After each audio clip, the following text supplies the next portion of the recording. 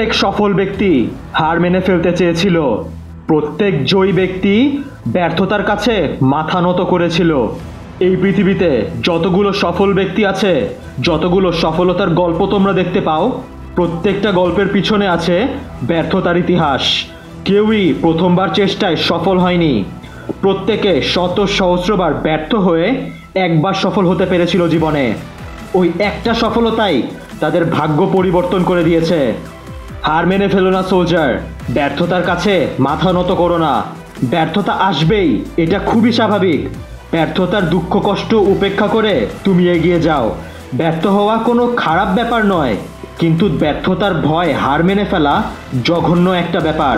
তুমি ব্যর্থতার ভয়ে তোমার স্বাদের স্বপ্নকে গলা টিপে মেরে ফেলছো, অথচ পরিশ্রম করতে থাকলে কোনো না কোনো দিন তুমি অবশ্যই সফল হতে। হার মেনে ফেলার মাধ্যমে তুমি শুধু নিজের স্বপ্নই ধ্বংস করছো না, তুমি তোমার সাথে তোমার মা বাবা, পরিবার পরিজন সবার স্বপ্নই শেষ করে দিচ্ছ। মনে রাখবে, এই পৃথিবীতে তোমার জন্ম হয়েছে সফল হওয়ার জন্য, হার মেনে ফেলার জন্য নয়। তাই ব্যর্থতা আসুক, ভয় পাবে না, হার মেনে ফেলবে না।